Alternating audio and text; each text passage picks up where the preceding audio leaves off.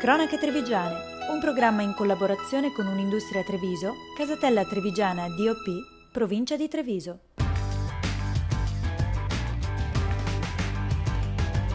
Z Group, Communication by Image.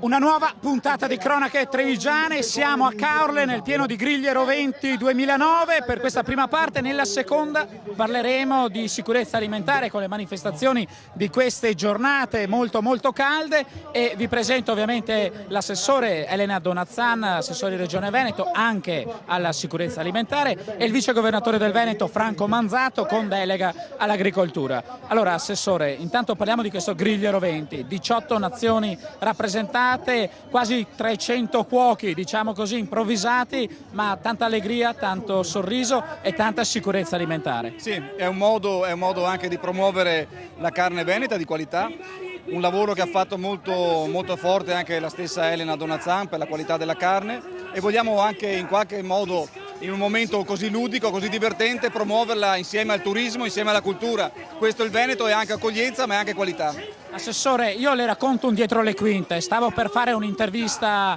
al vicepresidente e mi ha detto no, aspetta che voglio vicino a me anche l'assessore alla sicurezza alimentare. Non è da tutti? No, non è da tutti, perché Franco è un'ottima persona e è un bravissimo assessore. E lui ha saputo, come assessore al turismo e all'agricoltura, mettere il meglio del Veneto in vetrina.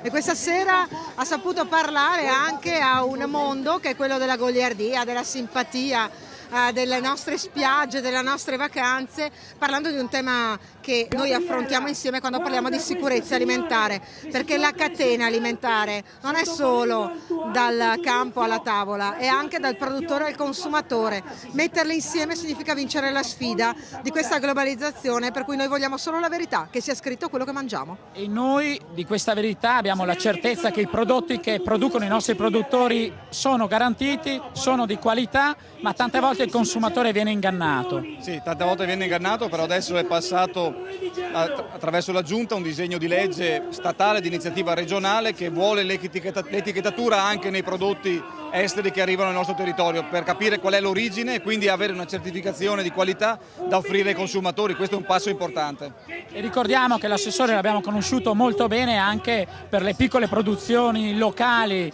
partita proprio dalla provincia di Treviso. Partita proprio dalla zona di Valdobbiadene per difendere le nostre malghe, i nostri formaggi, le nostre produzioni più tradizionali. Però noi dobbiamo guardare da una parte a che questo sia sicuro, cioè che quello che mangiamo sia riconosciuto, certificato, valorizzato.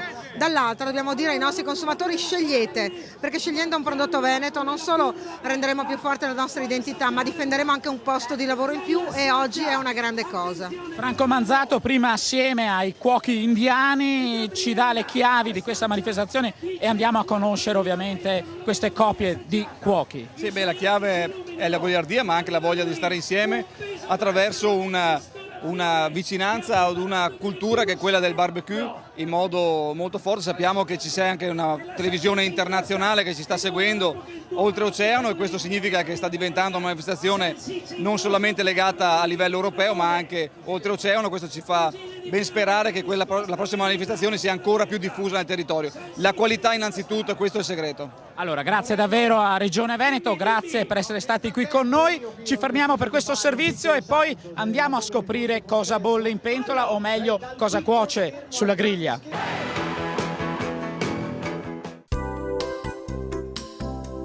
Prendete carta e penna e segnate queste date, 28 agosto e 1 novembre.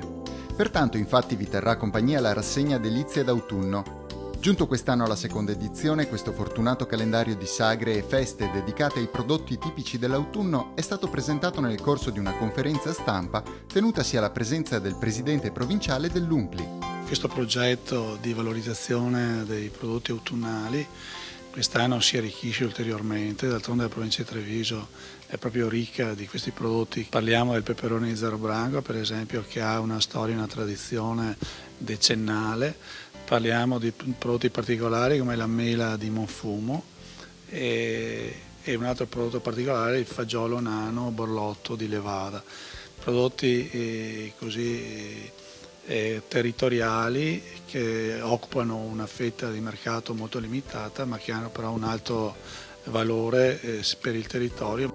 E dove c'è promozione del territorio e dei prodotti tipici stagionali, non può mancare la provincia di Treviso, che anche quest'anno ha rinnovato l'appoggio all'ultima nata in Casa Umpli.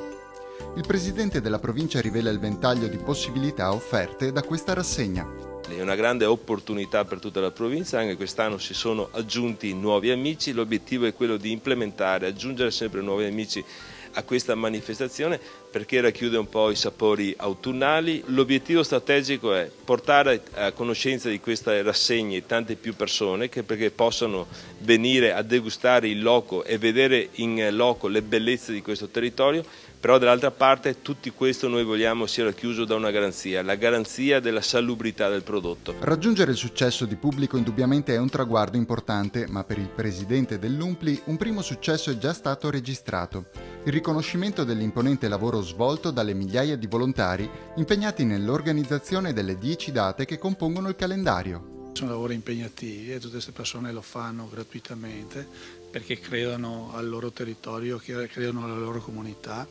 e vogliono che tutti apprezzino le bellezze e i prodotti del proprio territorio.